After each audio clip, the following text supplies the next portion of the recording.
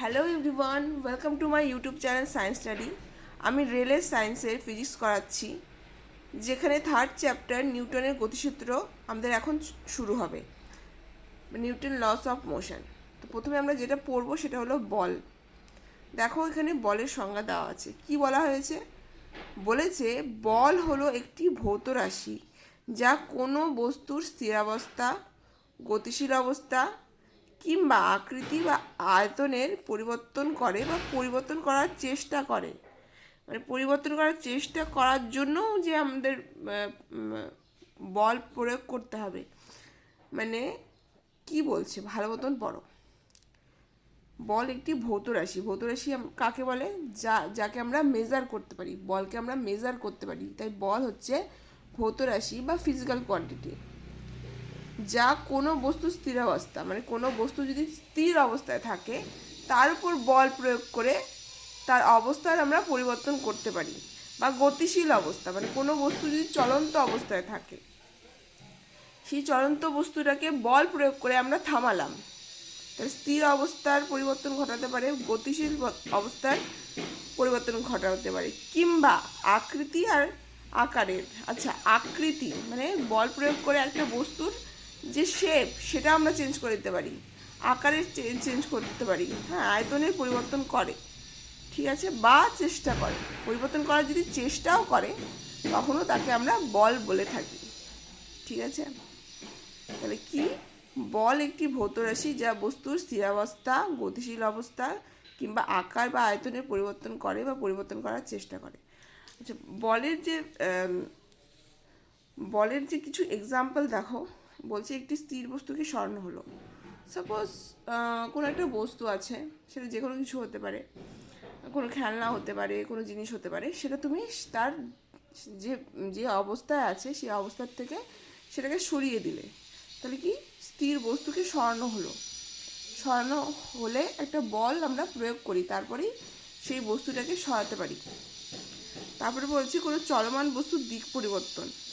মানে একটা সাপোজ বল আসছে বা ফুটবল আসছে তোমার দিকে, অ্যান্ড তুমি সেটাকে মেরে ওই ফুটবলটাকে অন্যদিকে সরিয়ে দিলে। তার মানে কি? তুমি একটা বল প্রয়োগ করছো সেই ফুটবলের উপর, অ্যান্ড তারপরে তার দিকের পরিবর্তন ঘটিয়ে দিচ্ছ। বস্তুর বেগের পরিবর্তন। কোনো গাড়ি আসতে চলছে, অ্যান্ড তুমি বল প্রয়োগ করে সেই গাড়ি না, ধরো তুমি খেলনা গাড়ির কথা বলছি এখানে, সেটা তুমি বল প্রয়োগ করে সেটা স্পিডটাকে বাড়িয়ে দিলে। কোনো বস্তুর আকৃতি বা আকারের পরিবর্তন করা হয় বল প্রয়োগ করে। কোনো চলন্ত বস্তুকে থামানো হলো।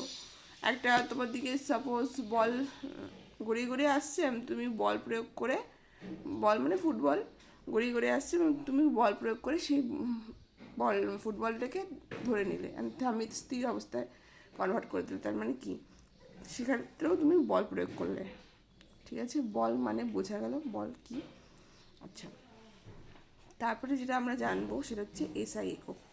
বলের এসআই একক নিউটন আর জিএস একক ডাইন। বল একটি ভেক্টর রাশি, আমরা আগেই পড়েছিলাম। কেন? দিক উভয়ই আছে, ঠিক আছে।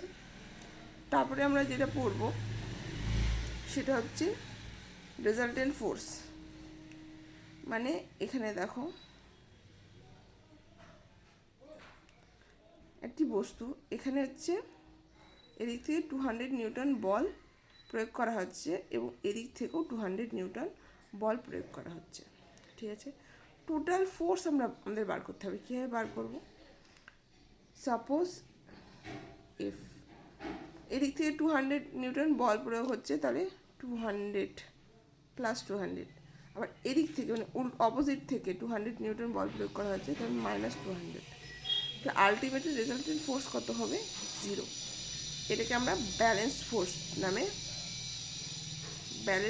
বলে থাকি। ব্যালেন্স ফোর্সের কী হয়? টোটাল বলের সমষ্টি শূন্য। মানে এই বস্তুর মধ্যে এদিক থেকেও যা বল প্রয়োগ হচ্ছে, এদিক থেকেও তাই বল প্রয়োগ হচ্ছে, টোটাল বল কত হয়? শূন্য। ব্যালেন্স ফোর্সের ক্ষেত্রে, ঠিক আছে। বস্তুর বেগ অথবা দিকের কোনো পরিবর্তন হয় না, কারণ এখানে যদি কোনো টোটাল ফোর্স 0, মানে কি? কোনো ফোর্সই অ্যাপ্লাই হচ্ছে না আলটিমেটলি। তো বস্তুর দিকের কি পরিবর্তন হবে? তাহলে হবে না। তাই এখানে বলছে বস্তুর বেগ অথবা দিকের কোনো পরিবর্তন হয় না। বল দুটির মান সমান এবং দিক বিপরীত। এ দেখো বল দুটির মান, এটাও 200 নিউটন, এটাও 200 নিউটন, এবং এটার দিক আর এটার দিক অপোজিট।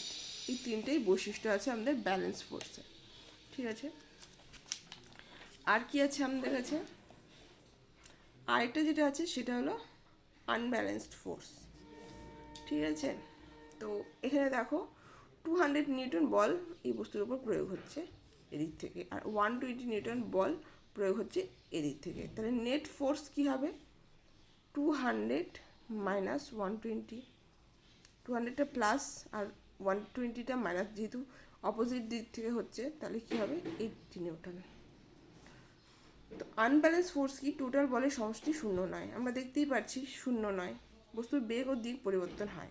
কেন হবে? কারণ এদিক থেকে যেই বলটা প্রয়োগ হবে, এদিক থেকেও বল প্রয়োগ হয়ে টোটাল বল হবে 80 নিউটন। তাহলে এইদিকে যাবে 80 নিউটন। তাহলে কি বস্তুর বেগ বা দিক পরিবর্তন হচ্ছে, এইদিকে যাচ্ছে, দিকটাও পরিবর্তন হচ্ছে। বল দুটির মান সমান নয় এবং দিক বিপরীত। বল দুটির মান সমান নয়, এখানে 200 নিউটন আর 120 নিউটন, আর দিক কি? অপোজিট। এটা হলো আমাদের আনব্যালেন্স ফোর্স।